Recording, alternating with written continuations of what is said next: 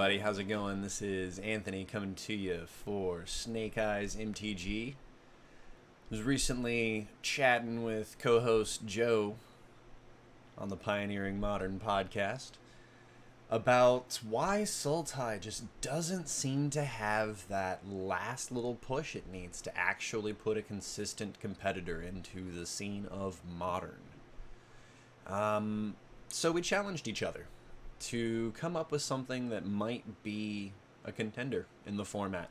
Things like Living End, which are pretty much a Sultai deck at this point, but are more focused on being a Living End deck than taking advantage of the things that green, blue, and black really bring to the game. That's why I'm taking the approach I'm taking here, with one of the best cards out of Living End that just happens to still be a good solid Sultai card and one of the best reasons to be playing Sultai, and that is the recent addition to Modern, Shardless Agent. This card, being a 3-mana Cascade card, allows you to abuse all sorts of wonderful things in Modern. I mentioned Living End just a minute ago. The other free spell that regularly gets abused by Shardless Agent is Crashing Footfalls. And that's the direction I'm going in today. Crashing Footfalls gives us a couple of 4/4 rhinos. They have trample, so they get over most of the smaller creatures in the format. We can usually put this up on turn 3 using cards like Brazen Borrower. We can abuse the adventure mechanic in order to maintain the higher mana value that we need for Shardless Agent to hit what we want. Another way we're trying to spend our first couple of turns while we're waiting on turn 3 is a card called Incubation and Incongruity. For hybrid green-blue, we get to look at the top 5 cards of our library and reveal a creature card from among them and put the rest of those cards on the bottom of our library in a random order after putting the revealed card into our hand. So that's going to help us find our Shardless Agent sooner. That's going to help us find Brazen Borrower or Subtleties. It's also going to help us find Grist the Hungertide, which is one of the good reasons to be playing black-green in the format right now. And this being a deck that wants to abuse all of the wonderful things you can do in these 3 colors, I figured it was a really good inclusion. Tying into other really prominent and powerful black spells that we can include in this deck, we've got a Liliana of the Veil. When it comes to Planeswalkers in black, Liliana carries the banner. She's 3 mana for a 3 loyalty, so she's on rate as far as how much mana you're putting into the card, and the effects that they have on the battlefield is just boom. What you need in Modern. Other Planeswalker we're playing is Jace the Mind Sculptor. When it comes to just plain Planeswalker standard, Jace generally carries the banner, or at least did for many, many years, and still is flying that awesome flag high. I think Wrenn and 6 is probably the best Planeswalker and most played Planeswalker at this point in Modern, but when you're so powerful that you're on the ban list for most of the life of the format, or not most, much of the life of the format, here's a reason to play the card. You're saying to yourself, Anthony, you showcase Shardless Agent, and all of these zero-cost cards over here, like Crashing Footfalls, Profane Tutor, Ancestral Vision and Profane Tutor being the other iconic blue and black spells that define, at least what I'm finding to be Sultai. With only playing Shardless Agent, how are you consistently getting your free spells? I'm glad you asked. That's where As Foretold comes into play. I have been a huge fan of this card. It is a little slower to get going since it doesn't come into play with a time counter, but that's why we're playing Crashing Footfalls, Profane Tutor, Ancestral Vision, is so that we immediately get something out of this card once it hits the battlefield, which is a prerequisite, if you will, to being a Modern card. So we've got As Foretold, we've got Shardless Agent, so we've got great ways to cast 2 spells in one turn. So even though it is only a 2-mana spell, I felt like Ledger Shredder was almost an auto-include in this deck. We're going to find it a lot of the time because we're going to cascade into it with Shardless Agent, but it is probably one of the best creatures to be printed in a little bit, and that's saying something considering we just got Ragavan about a year ago. So I'm excited to try that creature out in this kind of a shell. Cards that I didn't mention so far in the breakdown. We've got Force of Negation. This is kind of the standard for protecting your tap-out permanent. Some of the answers in the format are sorcery speed. Not all of them. I'm looking at you, Prismatic Ending. So Force of Negation kind of helps us either maintain a foothold or start to leverage foothold. Answering their big spell or protecting what we're trying to do. So Force of Negation is just super powerful. And we're playing so many blue cards in this deck that we're gonna pretty easily cast it for free on our opponent's turn. Another really quintessential card is Maelstrom Pulse. Maelstrom Pulse wiping all of the creatures, or all of the non-land permanents, of the same name from the battlefield is pretty crucial. In addition, it is the 3 mana, so that we're not accidentally cascading into it when there isn't really a good target for it. I'm playing 2 because there are several permanents in this format that you want to be able to answer. Especially in a Cascade deck. Chalice of the Void is a big problem. Cards like that, Grafdigger's Cage comes to mind.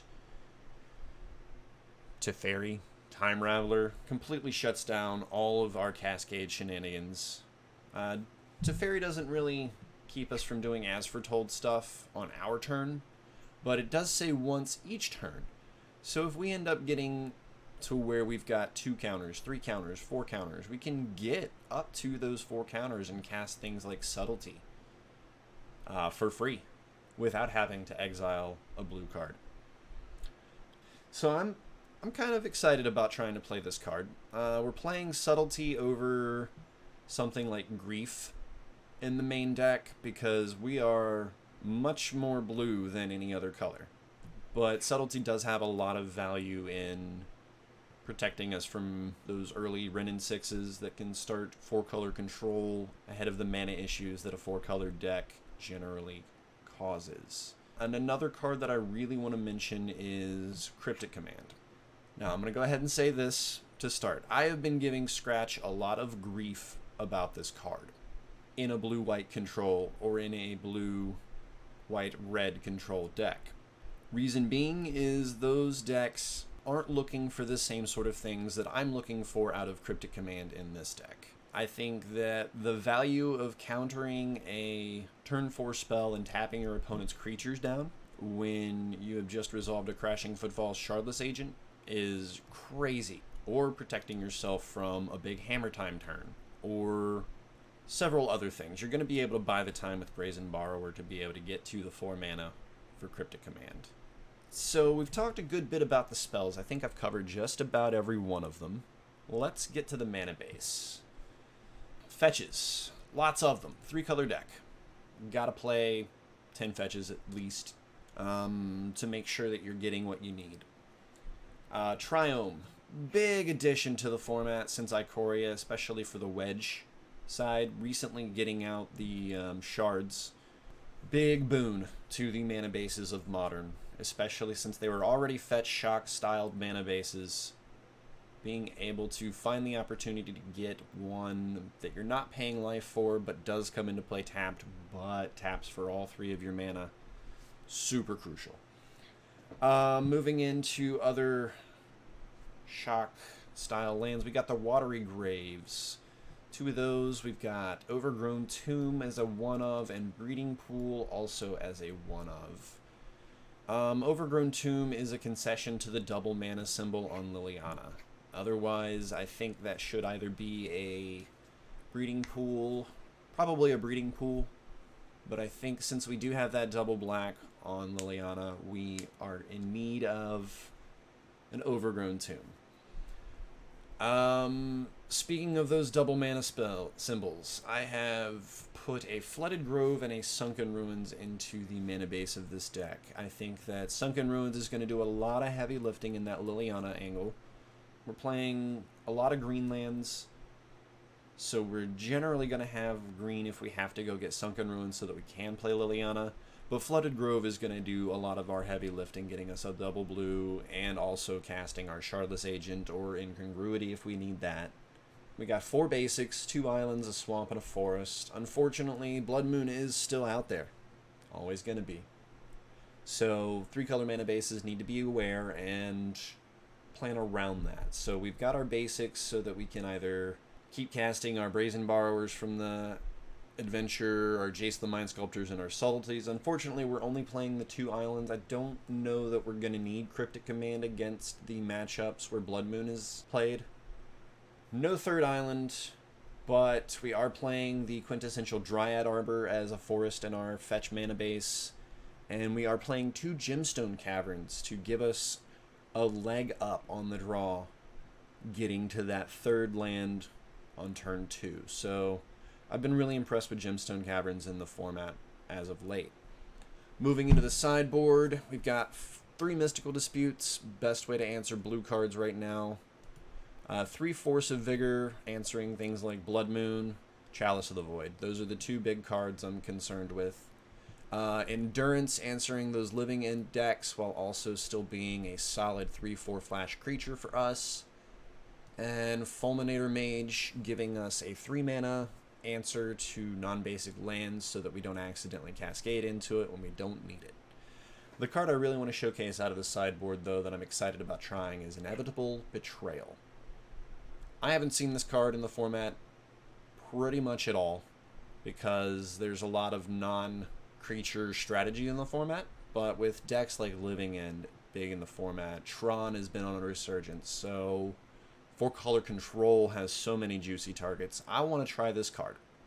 I'm excited to be able to cast it for free with As Foretold or accidentally cascade into it with Shardless Agent, but we have access to it when we need it. And that about wraps it up, so I'm gonna get into my Mana Traders account and rent the cards for this deck and give it a whirl. And maybe we do better than Joe. Maybe we come back from those matches learning something about this deck that we didn't know. Either way, I'm excited to get through those games. And we'll see you on the other side of it. Peace.